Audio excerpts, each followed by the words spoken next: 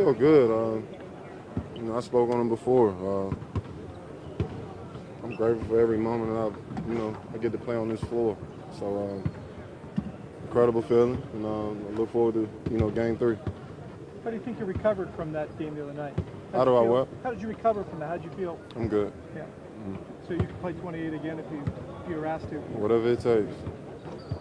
Mark, to be in that situation and being called on to do that many minutes, did that even come as that much of a surprise to you? And did your performance even become any point of a surprise at all? A surprise to me, no. Sean, you know me. You know me since I came into the league. So no, not at all. It's not a surprise to me, but like I said, I'm just grateful to be able to play. So I'm gonna leave it all on the floor every chance I get. How difficult was this rehab? Obviously, the injury wasn't serious in the Achilles, but to happen in the playoffs, something you've been looking forward to a long time. How did you sort of fight through any frustration or discouragement?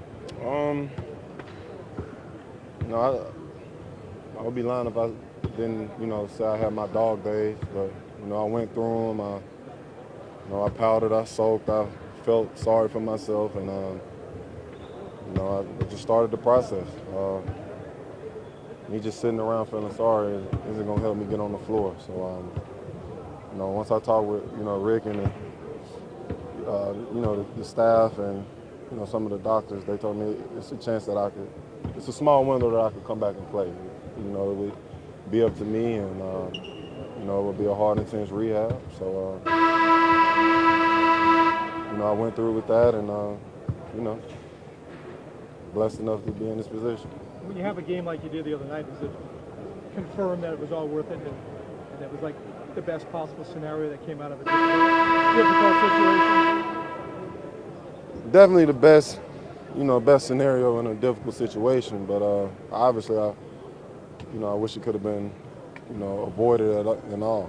But these are the cards I was dealt, and got to maneuver through the bullshit. Do you feel like there's more you can do still?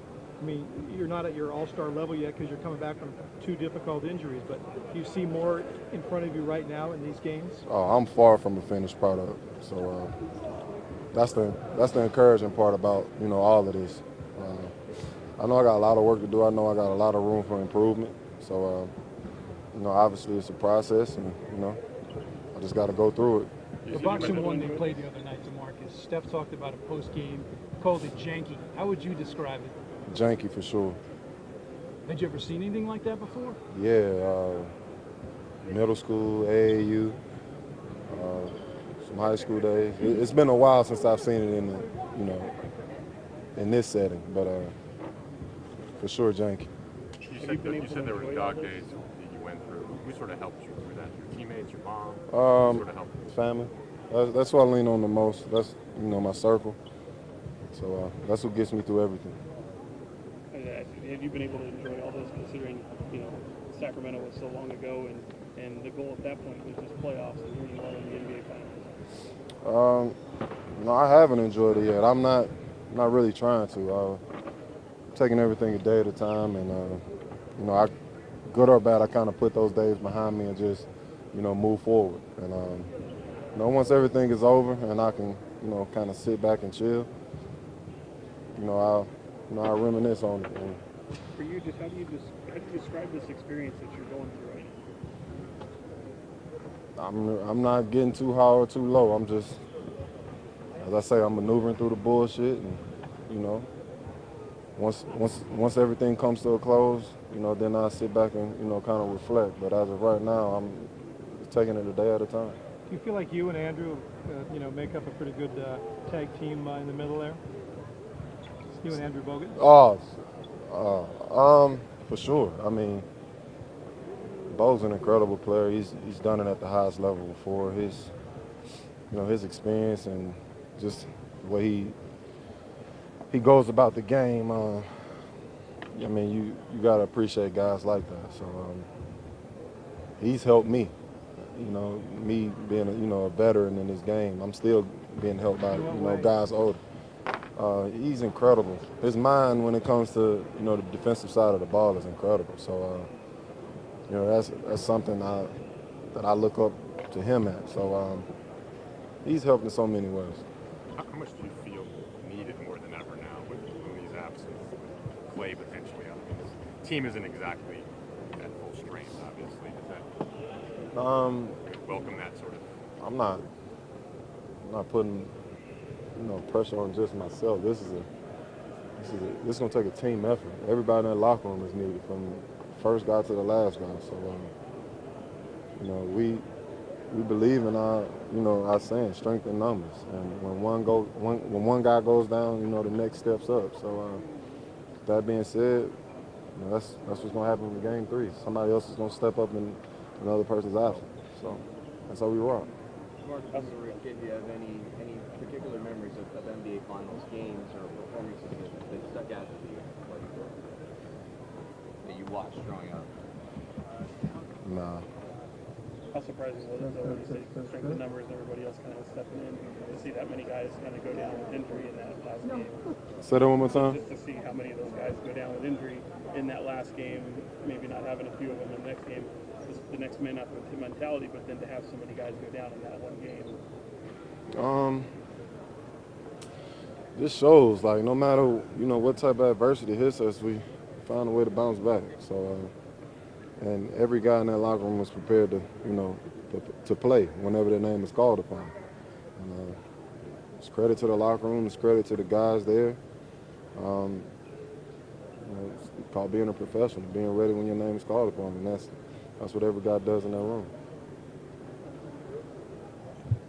We heard KD and Klay have some choice for Drake. Do you have a better comeback than them or anything to say to him? I don't give a shit about that. Well, that's fair. Yeah. How much do you think the Raptors will try to run those high screen rolls against you and those? I'm not sure. I'm sure there'll be some type of wrinkle in the offense or adjustment. So we'll see what happens. You feel like you're moving well enough, though? It seemed like you moved pretty well in Game 2 to combat that if they do. See what happens. I'll be ready to play, for sure. Hey, DeMarcus. So Bogut was telling us after Game 2 that he's played a ton of roles in his NBA career, from starter, bench player. What's it like having him as a teammate these days? Bolt, just spoke on him earlier. Incredible teammate.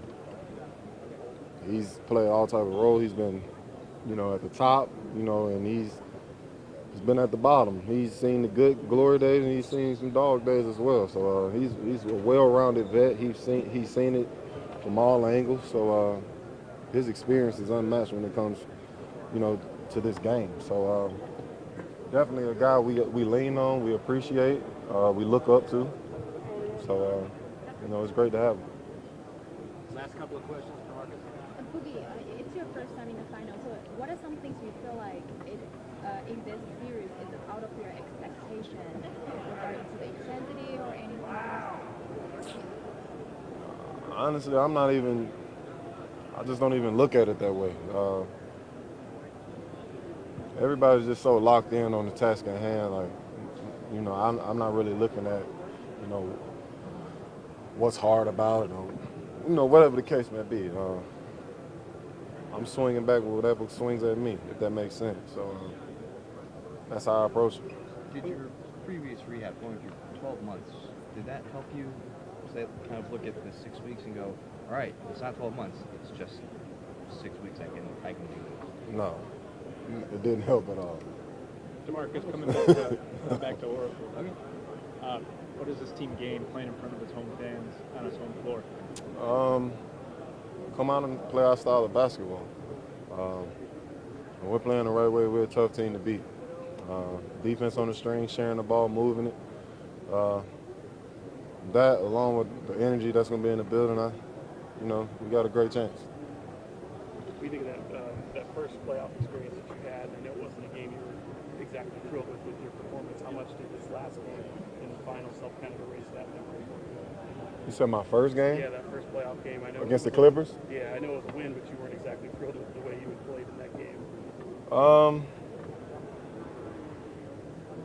I've honestly forgot about it. That seems like 10 years ago. So I moved on from it, and like I've said, I'm taking everything a day at a time. And good or bad, I put it behind me. I'm on to the next day, and my goal is just to better myself with each day. Hi, Klay. Steve said you're day-to-day, but just to ask you directly, do you think you'll play in Game 3? It'll be a game-time decision, but for me personally, it'd be hard to see me not playing. So hopefully I'll feel much better tomorrow and be a go for tip-off. John Dickinson, 95.7 The Game. Just to kind of follow up on that, what would the training staff have to say to you to where you wouldn't play? Is it entirely in their hands, or would it also, how strong of a case would you make to go at that point? Obviously, I'll do anything I can to be out there, but it's all in their hands, and if there's any pain, it would be a no-go just because of the position we're in. This could be a longer series, so there's no point in trying to go out there and re-aggravate it and potentially keep myself out of the whole entire finals instead of just one game. So, like I said, it'll be a game-time decision, but I really want to be out there. And just how's the pain level for you now, and were you able to do anything this morning other than just some of the shooting we saw?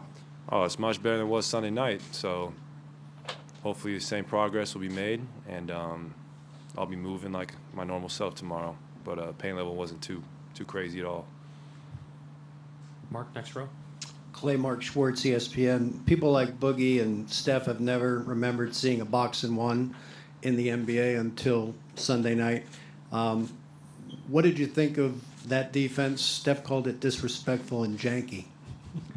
I mean, I didn't mind it because we ended up winning the game, so and Andre got a great look there at the end for the dagger. So I don't think it was the best strategy because we did get open looks, but we didn't score too well in those last 6 minutes. But that doesn't matter because, like I said, we made the buckets when they needed to be made the most. Front row on your right. Anthony Sutter with The Athletic. Clay, can you just take us through the play where the injury, it seemed to begin the discomfort when you kind of did the splits there, and then you still played through it, and when did you kind of start feeling the pain where you couldn't play? I mean, I anticipated getting hit, which I probably shouldn't have done, so I landed awkwardly. Just kind of tweaked my hamstring, and when you're moving, it's all good, but right when you stop moving around, it just really tightened it up on me like a knot, and I couldn't really get any full motion anymore. That's when I called to come out the game because I literally couldn't run like I'm used to. And it sucked, but like I said before, the progress I've made these last couple of days is very encouraging. And if it continues, I look forward to playing tomorrow night. Next row back. Klay, right here, right side, second row. I remember last finals that after the game one, actually you got a swollen ankle from that injury. And then what was the mindset out there to make you to decide to play at game two? Because after that, I remember your ankle just so swollen. Yeah. And then what was the mindset out there? And then do you have the same mindset here when you go into the game two? I mean, well, last year I think I was in a much worse position than I am now, which is good. So that's a good sign. I mean, injuries are never fun. It's the most unfortunate part of sports, but it tests your character, and playing through pain makes it all worth it in the end, especially this time of the year. I don't think anyone's 100% healthy on both teams, but like I said before, you just gotta, as cliche as it is, dig deep and realize we have months to rest after this and recover. So for me, it's just about doing everything I can up till tip-off tomorrow to be able to go, because I hate missing games. I really do. Next question, fourth row on the right. Tom Haberstroh, NBC Sports. Klay, you've guarded CP, you've guarded Dame, you've guarded tons of point guards this postseason. You're going up against Kawhi Leonard in this series for a lot of possessions. What kind of, issues does he present versus a point guard guarding a guy like Kawhi? I mean, Kawhi's so big and strong. You can't really muscle him. You can't really force him off his path. all you can do is try and take away his airspace. He's got to become such a good ball handler, such a great shooter, especially in the mid-range, that you got to do anything you can to take his rhythm away. You can tell he plays a great rhythm, especially with the ball when he has a live dribble. So as a defender, you just try and make someone with that much talent and ability a little more uncomfortable, whether it's doubling off a ball screen or switching aggressively or just, you know, picking up at half court, trying to make them work for every possession. Lucky for us, we have so many great defenders, we can throw many looks at them. But Kawhi just presents a lot of problems, and his playmaking has gotten so much better since he first got in the league. He's a complete player on that side of the ball, or just a complete player in general, and much different challenge than what I faced these last few rounds. So I embrace it, and it's fun to measure yourself against the best. Just as a quick follow-up, the hamstring, is it offensively just running up and down when you feel it most, or is it, you know, side to side limiting? I think it's just on when I have to stop on a dime or make hard cuts. You know, that's when you feel it the most. But if I can just be out there, even at 80%, I still think I can be very effective. So I'll do whatever I can to get to that full 100, but if not, I'll still be out there and try and do what I can to help my team win. In the Guardian, in a situation like this, how do you gauge what's an appropriate pain to play through and what's a pain that you need to say, that's too much, I need to sit out? How do you sort of determine that? That's a good question. Probably I mean, if you only feel it on certain couple moves, you're fine. But if you feel it every step of the way, that's not a good sign. And I do not feel it with every move I make, only on certain ones. So you can kind of play through that. But if it was something that was consistent on whenever I move my leg, or if I ever if I make every sharp cut or every sprint, that would not be good. But it's only a few exact movements that I really feel it. So that's very encouraging. Last question in the fifth row. Dennis from Thompson. Hi, Klay. Coach Kerr mentioned your health condition. You mentioned you have to day-to-day consideration and game time decision, and he mentioned the word risk. He said it's all about taking risks, whether to put you on the court. So what's your thoughts on those risk-taking things?